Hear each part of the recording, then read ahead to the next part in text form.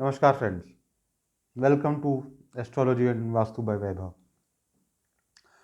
मुझे पिछले दिनों बहुत से सब्सक्राइबर्स, मित्रों और जानने वालों के मैसेजेस आए, कॉल्स आए, खास करके वास्तु के बारे में जानने के लिए कि किस तरीके से घर लिया जाए, कैसे बनाया जाए, क्या फ्लैट में एप्लीकेबल है या नहीं है, क्या वास्तु एक सचमुच में एक सही चीज़ है फॉलो करने के लिए नहीं। तो मैंने सोचा कि क्यों ना एक वीडियो आज की बार हम वास्तु के ऊपर बनाते हैं। फ्रेंड्स, एक्चुअली शुरुआत में एक छोटी सी चीज़ ज़रूर शेयर करना चाहूँगा कि वास्तु है क्या चीज़। Vastu is basically the modern architecture which was framed in ancient days 100,000 years ago. उस वक्त इसको वास्तुशास्त्र के नाम से जाना जाता था।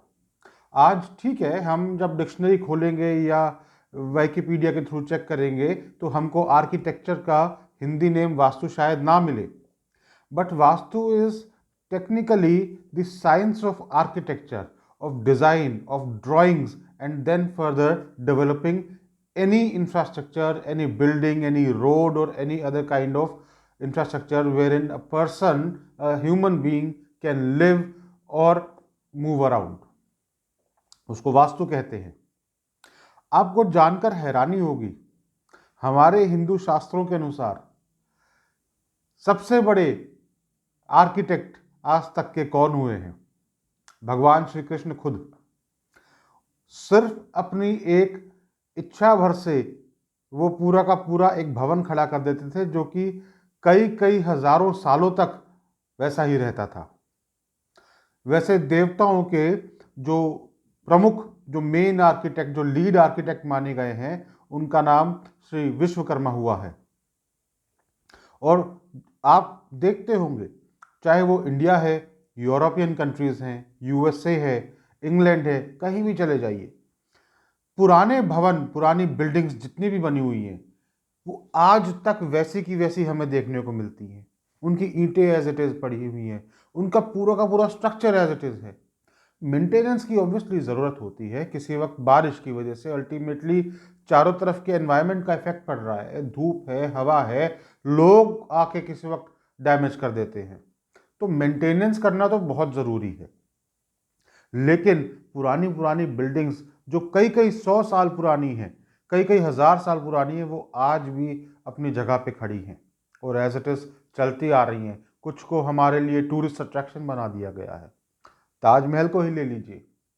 आपकी और हमारी अपनी लाइव्स में ही जो हमारे ग्रैंड पेरेंट्स ने बिल्डिंग्स बनाई, वो ही 100 साल पुरानी हो चुकी होंगी और आज भी हम उनको देखते हैं। ये सब कैसे पॉसिबल है? Despite so much of development, despite so much of earth digging all around us, ये सब हो रहा है, लेकिन ये बिल्डिंग्स फिर भी खड़ी है। ये सब इसलिए हो रहा है क्योंकि उस वक्त जब ये बिल्डिंग्स बनाई गई, तब सही तरीके का आर्किटेक्चर का यूज किया गया, सही तरीके से, जिस तरीके से होनी चाहिए वो सब किया गया। कैन यू बिलीव, उन बिल्डिंग्स के अंदर बिना किसी इलेक्ट्रिक पावर के सूर्योदय से लेकर सूर्यास्त तक पूरा दिन रोशनी रहती है, पूरा पूरा दिन हवा चलती रहती है, रात को पंखों की, एसी की जरूरत नहीं होती सोने के लिए, दीवारें ठंडी रहती हैं। आगरा के ताजमहल के सामने जो आगरा फोर्ट है, आप वहां जाएंगे, आप ये सब देख सकते हैं, ताजमहल में इटसेल्फ देख सकते हैं, फतेहपुर सीकरी में देख सकते हैं। Friends, this is all vastu. खैर, इन पुरानी और सैद्धांतिक बातों से थोड़ा सा बाहर आकर मैं आजकल के कुछ टॉपिक्स पे आता हूँ। ज़्यादा लंबा नहीं रखूँगा, कुछ बेसिक चीज़ें ज़रूर बताऊँगा, सबके साथ शेयर करूँगा, जो मुझे मेरे जानने वालों ने, कुछ सब्सक्राइबर्स ने पिछले दिनों में जानने के लिए अपनी इच्छा जताई। एक क्वेश्चन जो बार बार मेरे सामने आया, क्या ये वास्तु सिर्फ एक प्लॉट के ऊपर बनाने हुए रेजिडेंशियल हाउस के लिए एप्लीकेबल है या फैक्ट्री के लिए एप्लीकेबल है, या किसी बड़े टावर के फ्लैट में भी ये एप्लीकेबल है? तो दोस्तों, वास्तुशास्त्र के अंदर बड़े बड़े भवनों का, जिनको आज की डेट में हम होटल्स कहते हैं, अपार्टमेंट्स कहते हैं, फ्लैट्स कहते हैं, हॉस्टल्स कहते हैं, उन सब के लिए दिया गया है। फ्लैट्स में भी ये वास्तु एप्लीकेबल होता है। ऐसा नहीं है कि फ्लैट्स में वास्तु एप्लीकेबल नहीं होता। फर्क इतना सा है कि फ्लैट्स जो हम आज की डेट में खरीदते हैं और उनमें रहना शुरू करते हैं, उसमें हमारा एक इंडिविजुअल डिसीजन मेकिंग प्रोसेस नहीं रह सकता कि उसका नक्शा कैसे बनाया जाए। जबकि एक प्लॉट के ऊपर अगर हम घर बनाते हैं तो हम फ्रॉम डे वन वास्तु के अनुसार सही आर्किटेक्चर लेके उसकी प्रॉपर तरीके से ड्राइंग्स बनवा सकते हैं।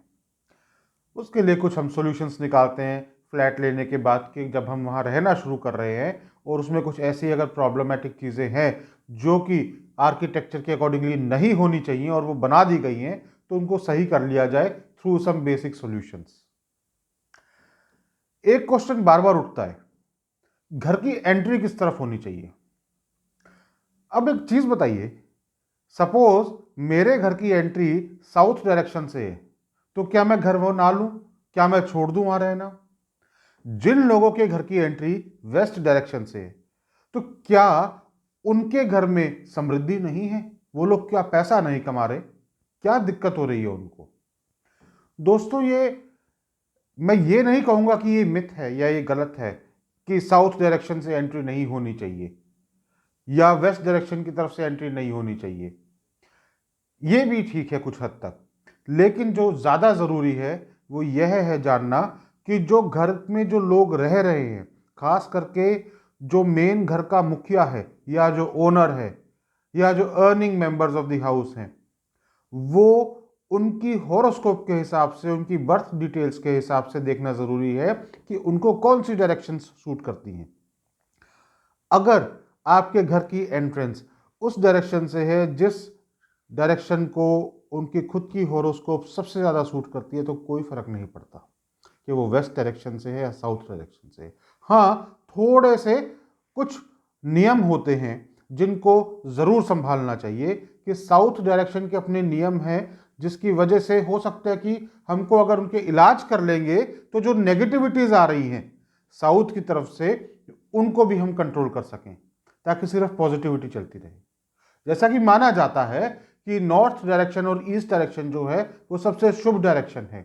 नॉर्थ ईस्ट डायरेक्शन जो है वो एक अच्छी डायरेक्शन है बिकॉज वो देवताओं की पूजा करने की डायरेक्शन है।